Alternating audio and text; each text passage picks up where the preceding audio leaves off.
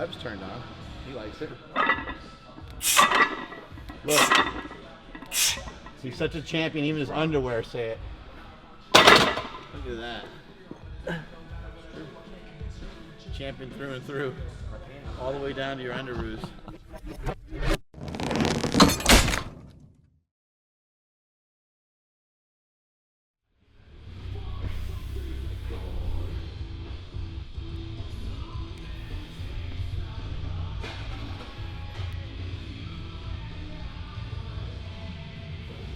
Run into a lot of people that will say their shoulder hurts or their elbow hurts or this hurts or that hurts. And first question we always start with is, what are you doing for it? And that's usually when people go, what are you doing about it? So for me, as you guys know, I've had some elbow stuff over the years. Really important key thing for me to do is to warm up the muscles around the elbow. So I do it with movements like this. I'm gonna do a seated row. Seated row will get the bicep, we'll get the forearm. I'll do some hammer curls. So if you're somebody that's watching this right now and you have a shitty shoulder, try just getting a really, really good warm up for your shoulder. Make it really simple. Pick 3 or 4 different movements that you're gonna do and do really high reps. You can do forward, side, rear, any motion you can think of. You can do some rotator type stuff, but just get the area completely in fuego. Get it on fire before you start your workout for the day, and you'll notice a huge difference in performance.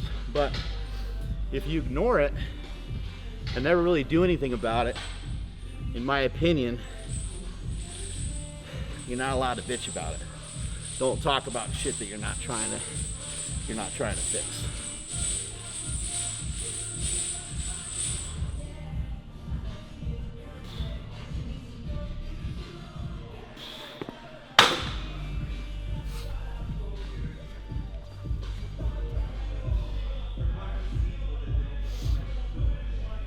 This is called the Zotman curl. Palms up on the way up. Palms down on the way down with a slow eccentric. Again, just trying to warm the elbows up, so I'll do a lot of different movements. From different angles. Hammer curl. Hammer curls out wider. High rep. Not concerned about the weight. Concerned about getting the area real warm and just burning it out basically.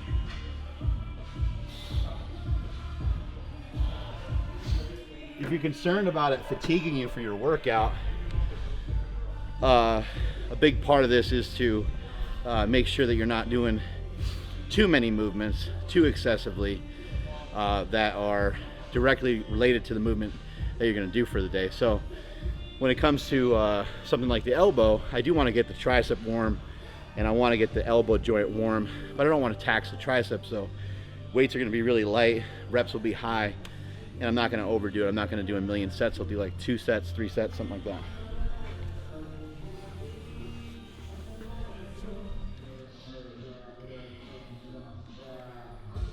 Again, getting some different angles. We'll come up higher, come down lower, try some tape presses,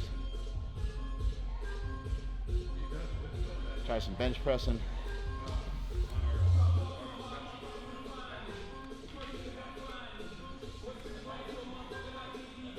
People very rarely get jacked off of science, you know? They get jacked off of learning through their experiences. I don't think Arnold Schwarzenegger spent a lot of time looking at studies and shit like that, right? Those things can be effective, they can help lead to other things, but just get moving. Don't worry about exactly what's right. Go by how it feels and learn your body.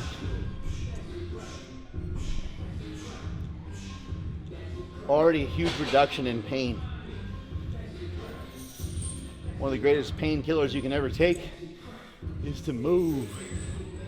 It's a good RX for health in general, a good prescription for your health. Go to the doctor and you got high blood pressure, They should tell you to stop being such a fat fuck, and they should tell you to go for a walk rather than giving you drugs. They should prescribe you exercise. They should prescribe you a diet. Diet and exercise can solve everything, in my opinion. Time to go bench.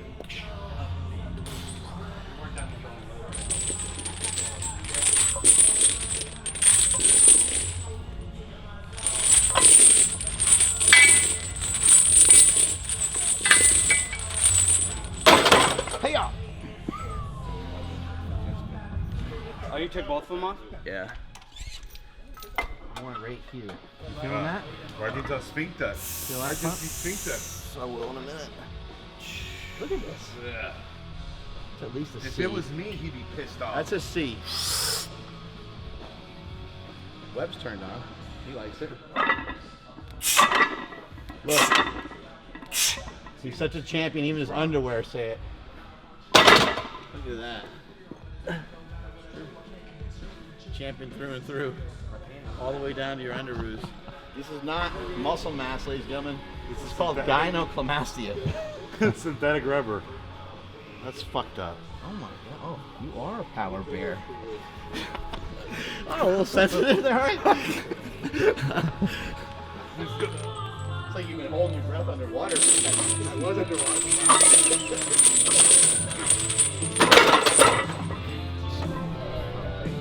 Shoulders on you. I got deep tissue everywhere. So I probably have to lower the take quarters off. Where's Slinger? I'm gonna come in here with him. Do that. I'm just gonna come squat. And I'm just gonna walk away. Super training, you don't know to wear Slinger? It's okay, man. You can later. I'll show you on video check. I'll Skype you, bro. I'll Skype you, bro. Yeah, give me a little hoist. Yeah. There we go. Thank you, sir. You're welcome.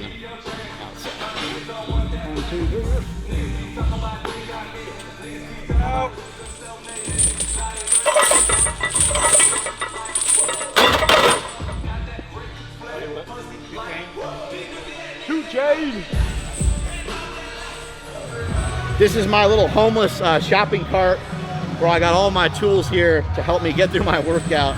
I'm getting kind of old, so I need a lot of stuff. But I got wraps and I got elbow sleeves and knee sleeves.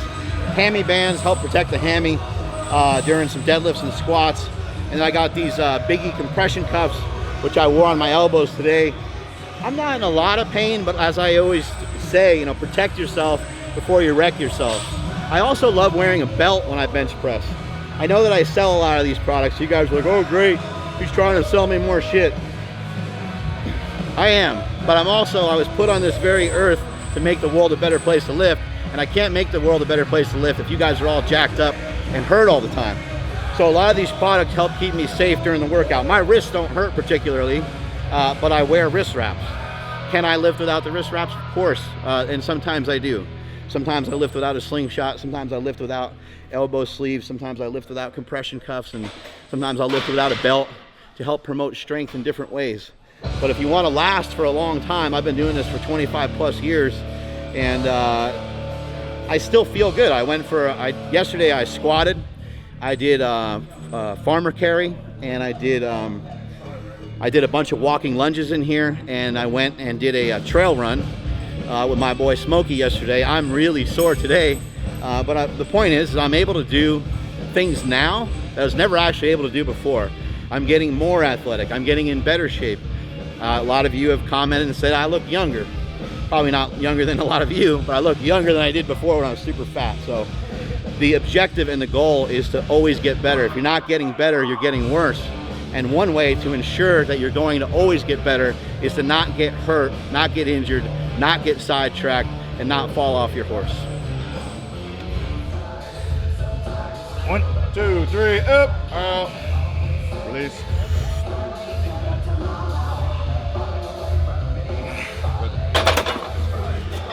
Chains help to accommodate resistance. I've been saying this for the last 11, 12 years or so.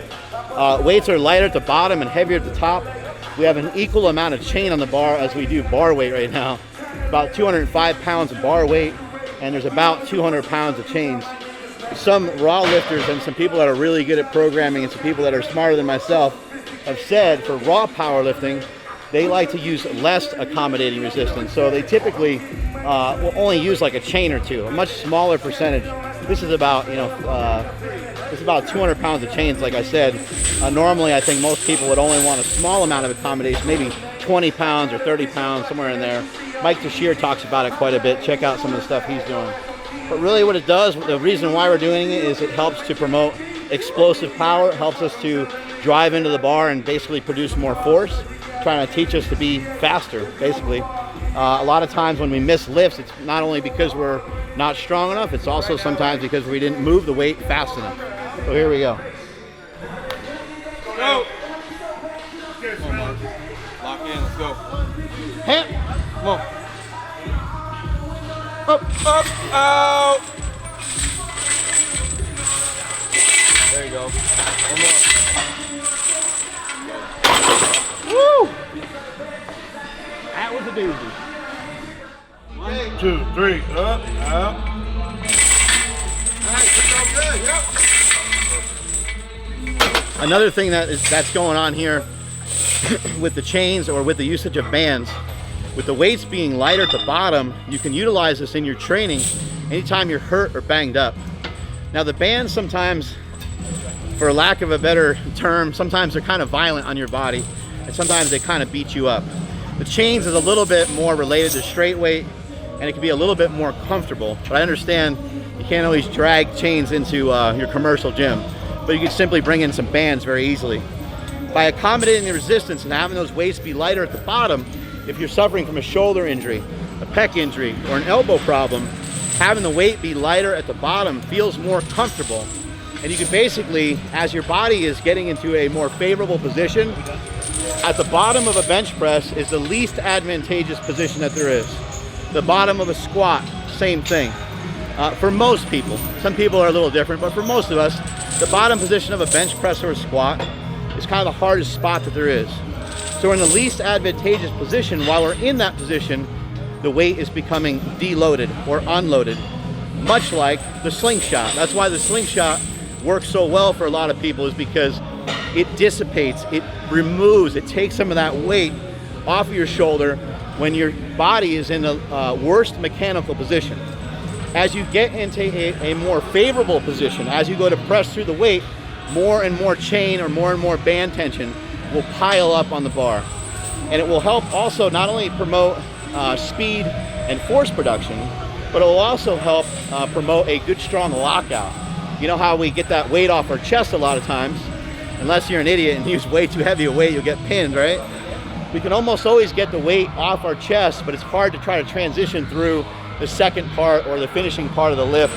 And so bands or chains can really help a lot with that on the bench, on the squat, and on the deadlift. Give it a shot.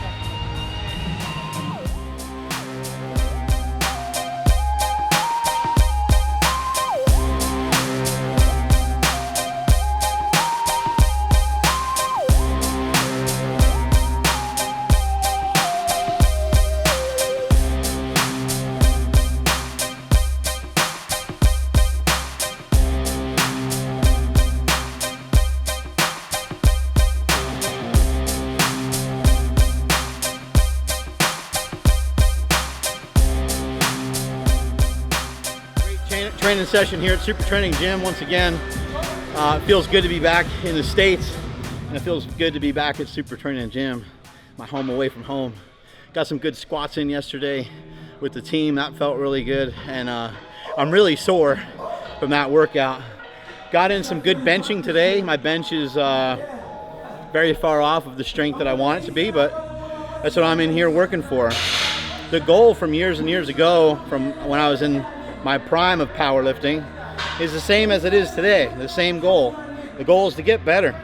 The goal is to have one foot go in front of the other, and the goal is to be consistent and be ferocious and be tenacious and try to make myself, force myself to be better.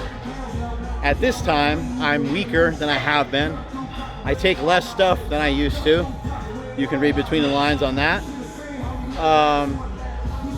I'm typically eating less. I weigh a lot less. So therefore, the weights that I move around will be a lot less for a little while. Not too concerned with traditional squats and deadlifts. I'm mixing things up with some other types of lifts when it comes to squats and deadlifts, such as box squats, trap bar deadlifts, farmer's walks and stuff. Still trying to get some bang for my buck, and still trying to train a lower body because I ain't no pussy. Yesterday I got in another good running session. Today I feel a little too sore to try to pile on another running session on top of that. So I'll probably try to run tomorrow. I'm trying to run every other day along with the lifting. But in the goal to keep getting better and better, I want to get down to about 220, 225, somewhere in that range, and try to basically stay below 230 pounds for a while. I weighed 239 this morning. Very easy and obtainable goal. It'll be a little bit tough doing that while I'm trying to get stronger at the same time and while I'm running at the same time, but I will get it done. Strength is never a weakness. Weakness is never a strength. See y'all later.